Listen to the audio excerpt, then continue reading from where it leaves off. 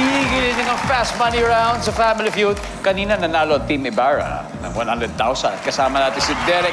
Siya ang unang maglalaro sa Fast Money. Ang goal nila ay makauwi ng total cash prize of 200,000. Derek, as always, 20,000 then will go to your chosen charitable institution. Ano napili mo?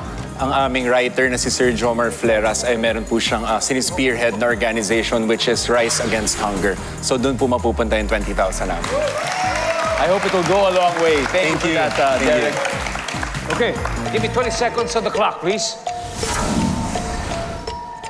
On a scale of 1 to 10, 10 being the highest, gaano kabait ang mga cashier sa grocery? 8. Pagkaing may siling labuyo. Bicol Express. Ano ang ginagamit na bait o pain sa pamimingwit? Hipon. Karaniwang itinatago sa pages ng makapal na libro. Sulat. Ginagamit sa pagbiyak ng isang bloke ng yelo. Ice pick. Let's go, Derek. On a scale of 1 to 10, gaano kabait yung mga cashier sa grocery? 8, sabi. Ang sabi ng survey ay... Good. Pagkain may siling labuyo, siyempre. Bicol Express. Survey? Boom. Nice one. Ginagamit ng bait o pain sa pamimingwit ay hipon. Ang sabi ng survey? Meron naman. Karaniwang itinatago sa pages ng makakapal na libro. Ang sabi mo ay sulat. Ang sabi ng survey. Yan. Ginagamit na pagbiyak sa isang bloke ng yelo. Ice pick.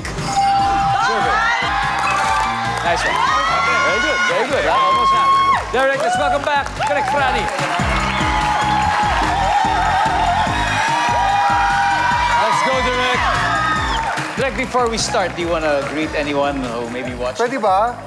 Okay, yung writer namin, si Jomar Flera, siyang sumulat nitong Ibarra.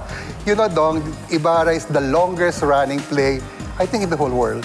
46 years. Whoa. Since 1980. The very first Ibarra was Tommy Abuel I see. at the CCP Theater. I always watch your show. And itong wala ako rehearsal every afternoon. Talaga? Laging ito, diretso sa news. Thank you, Derek. And now, this time, kayo naman ang nasa Fast Money. Ayan, At oo sila nga. naman ang nanonood sa'yo. Yes. Sana panoorin nyo din Ibarra. Oo naman, for sure. Pero bagay, si Derek ay nakakuha ng 98 points. Wow. So 102 more. Ayan, kaya natin yan. Kaya? Try natin. Yes, let's do it. At this point, makikita na po ng mga manonood ang sagot ni Derek Monasterio. Give me 25 seconds on the clock, please. On a scale of 1 to 10, 10 being the highest, gaano kabait ang mga cashier sa grocery? 8, Bukod sa 9. 8, pagkaing may siling labuyo. Ginataang sili. Ano ang ginagamit na bait o pain sa pamimingwit? Uod. Karaniwang itinatago sa pages ng makapal na libro. Bulaklak. Ginagamit sa pagbiyak ng isang bloke ng yelo. Taga. Let's go, Direk. On a scale of 1 to 10, gaano ba kabait ang mga cashier sa grocery? 9. Sabi ng survey. 7, ang top answer natin. Pagkain may siling labuyo, ang sabi nyo ay ginataang sili. Ang sabi ng survey, di namin nahanap yun. Bicol Express, siyempre pinakamataas.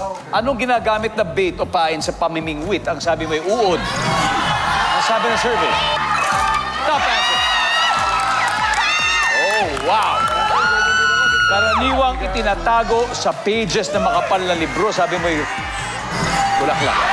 Ang sabi ng survey sa bulaklak ay, ang top answer ay pera. Ginagamit sa pagbiyak ng isang bloke ng yelo. Sabi mo ay taga. Ang sabi ng survey ay,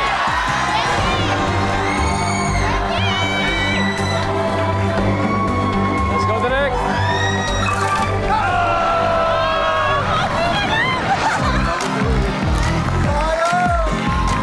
Ang top answer ay speak.